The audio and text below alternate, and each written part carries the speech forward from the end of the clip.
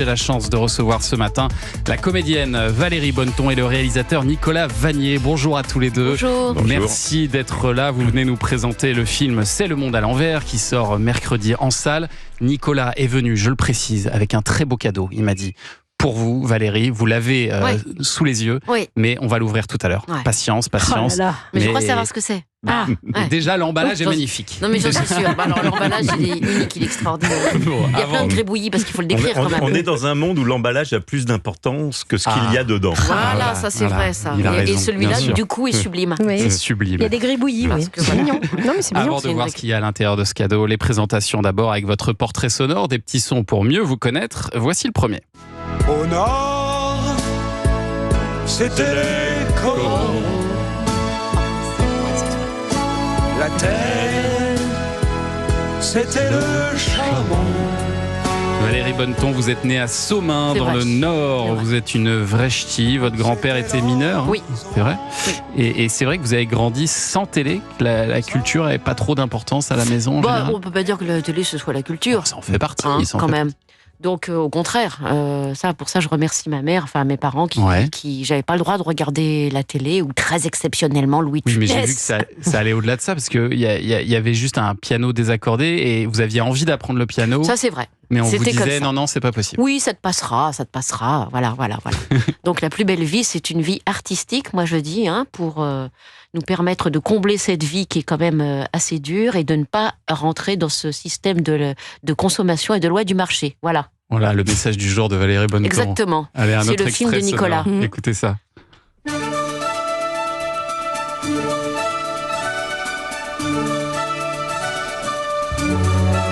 Je ne sais pas si vous reconnaissez cette bande originale signée C'est pour ça que je fronce les sourcils, parce que je ne vois pas la connexion. C'est sûr que vous connaissez ce film, Cro-Blanc, film Disney de 91, adapté du roman de Jack London.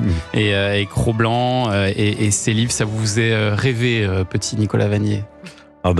Jack London, le film Jeremiah Johnson, effectivement, mon enfance a été... je comblais un vide qui était immense chez moi, de cette envie de Grand Nord, et donc je le comblais par des lectures, effectivement, Jack London, Cro-Blanc.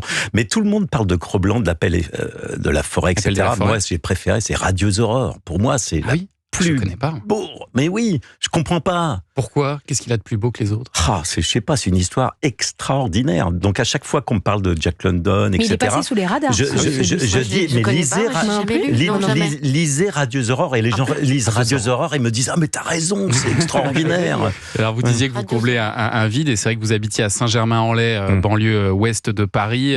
Mais alors vous aviez une idée fixe, vous, c'est partir à la découverte du Grand Nord. C'était même une obsession à cette époque. Vous savez d'où ça vous vient, cette obsession, peut-être de ces films, justement? Je sais pas du tout, mais moi j'ai passé une grande partie de ma vie dans la ferme de mon grand-père, que j'habite encore aujourd'hui, très peu finalement à Saint-Germain-en-Laye. D'accord. Et à l'âge de 8 ans, mes parents m'ont retrouvé en pleine nuit dehors.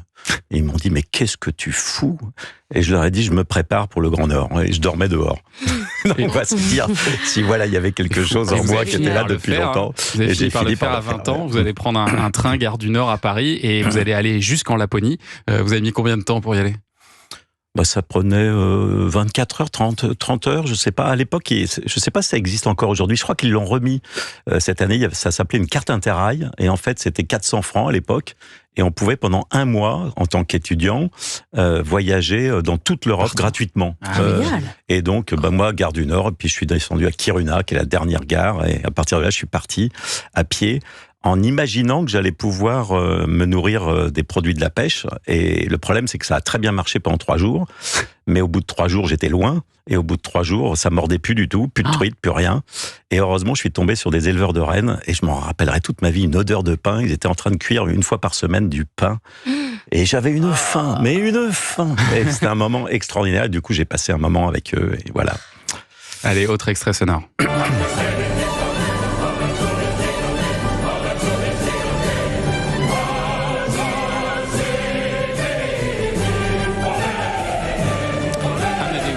Film de Milos Forman, c'est lors d'une sortie scolaire, Valérie Bonneton, que vous découvrez le cinéma. Vous avez, première fois que je suis allée au cinéma. C'est ça, vous avez 13 ans 12 ou 13 ans, Et c'est la première fois que vous allez au cinéma. Ouais, c'est dingue. Pour découvrir ce film.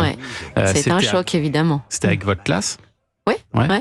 Et puis le coup de cœur, c'est quand vous avez fait du théâtre, ensuite en 4e, mais ça vous semblait quand même inaccessible à l'époque d'en faire un métier. Oui, bien sûr, j'en rêvais, parce que j'avais l'impression d'exister, quoi, en rentrant dans l'espace, en jouant un personnage, en interprétant, en me protégeant derrière ce personnage, en pouvant m'exprimer enfin. Oui, ça me paraissait complètement... Enfin, j'en rêvais, mais je le gardais secrètement. Et puis vous avez fini par jouer Antigone, c'est ça, en première? Oui, en première, c'était en première, voilà, c'est ça. Et je jouais le rôle d'Ismène, j'avais une perruque, mais à chaque fois que je rentrais sur scène, je faisais rire, donc ça désespérait ma prof de théâtre. Et je lui dis, voilà, j'ai pris ma décision, je vais faire du théâtre. Oh non, pas toi, elle m'a dit. Et ça vous a pas mal réussi derrière. Ben voilà, après. Mais vous avez découvert un peu votre potentiel comique, en fait, c'est oui, ça? mais je suis rentrée avec Claudel au conservatoire, pas du tout avec la comédie. Et voilà. Mais pourquoi, au départ, vous destiniez à une carrière scientifique? Je voulais être vétérinaire. J'étais dingue d'animaux et j'ai toujours été très attachée aussi à la nature et aux animaux. C'est ce qui comptait le plus pour moi, en fait, vraiment. Et j'ai découvert après le théâtre. Et puis surtout, j'étais pas excellente en physique. Donc j'ai laissé tomber. Et votre amour de la nature, on le constate aussi dans ce film dont on va parler maintenant. C'est Le Monde à l'envers qui sort mercredi en salle. On en parle dans un instant de cette comédie d'anticipation. À tout de suite sur Europe 1. Culture Média.